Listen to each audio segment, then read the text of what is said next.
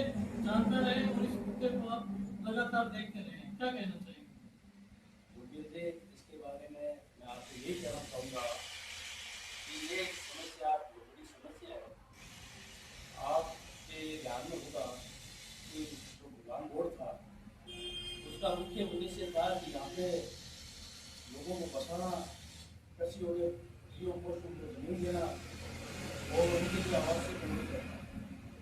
आज से लगभग 30 साल पहले 1991 में आवासीय कॉलोनी गुरुद्वारा पीछे बॉर्डर होम गार्ड है उसके पीछे जो कॉलोनी काटी गई थी, तो भूटान बोर्ड का जो उस टाइम कमेटी थी उसका मेन उद्देश्य ये था कि यहाँ पे आवासीय किया जाए। उस वक्त यहाँ के लोगों के सुविधा के लिए ये कॉलोनी गाँव बसाने के हिसाब से की गई थी। ये जो गाँव बसा था अलग अलग जगह एयरवेज से बसा था, तो उस टाइम के कुछ गणमान्य लोगों का विचार था कि यहाँ पे सुंदर सुसूचित एक डेवलपमेंट के हिसाब से कॉलोनी को बसाया जाए। उस वक्त लगभग जहाँ तक मेरे नॉलेज में है, आंकड़ों के हिसाब से मैं आपको बताना चाहूँगा 908 प्लॉट 3-4 प्रकार के थे लोग यहाँ पे कटे गए। बहुत अच्छी प्लानिंग से ये कॉलोनी बनाई गई थी। उस वक्त जहाँ तक मेरे नॉलेज में है उसमें प्लॉट की कीमत 1000 रुपये, 1500 रुपये और 2000 रुपये रखी गई। उस कीमत जो पैसा रसीद काटी गई थी उस पैसे का मेन उद्देश्य यह था कि उस पैसे को उस कॉलोनी को विकसित करने में लगाया जाएगा। दुर्भाग्य मानो कि आज 30 वर्ष होने को जा रहे हैं, उन प्लॉटों के मालिकों को उनको न तो स्वामित्व दिया गया न उनको बताया गया, और वो राशि आज एक संदेह है कि वो उस राशि का क्या किया गया। अगर वो प्लॉट या जो भूखंड आवंटित किए गए थे उस वक्त उनको दिए जाते तो आज वहाँ पे एक बहुत सुंदर 70 गज का एक ऐसा होता। इस कॉलोनी के अंदर बहुत प्लानिंग से उस वक्त बहुत अच्छी प्लानिंग से पार्क की जगह रखी गई, हॉस्पिटल की जगह रखी गई, विद्यालयों की जगह रखी गई।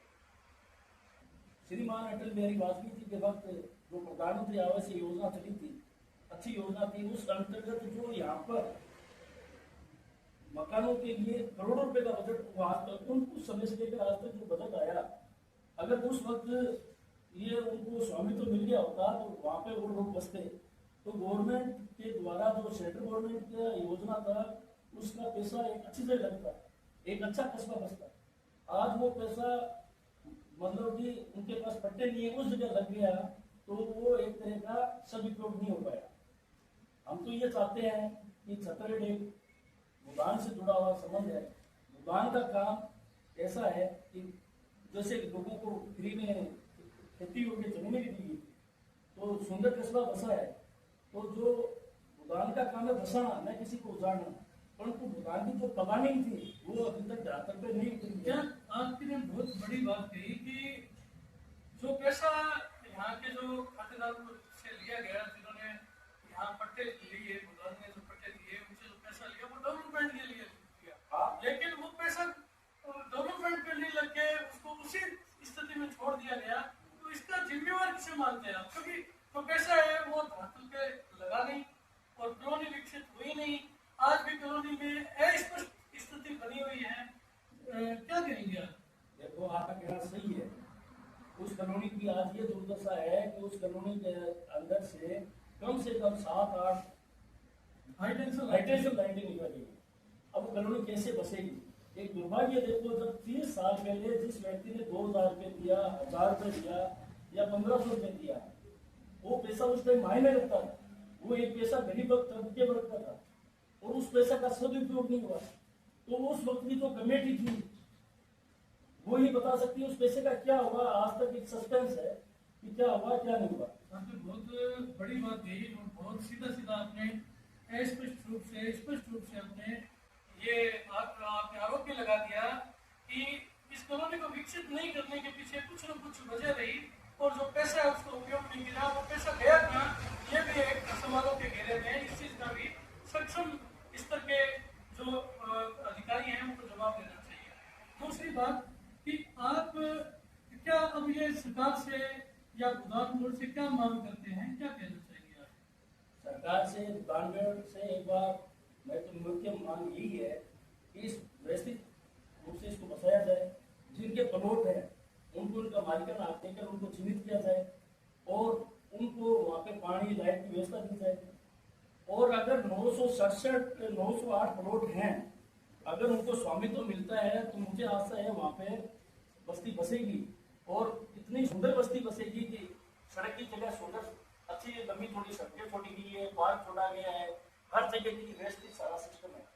परंतु सबसे बड़ी समस्या है इसमें हर आदमी को पार्टी का जो दायरा है, जो दो मुख्य पार्टी हैं कांग्रेस भाजपा, उसको छोड़कर पार्टी के दायरे से बाहर निकलकर गांव के हित में उसको बसाना चाहिए।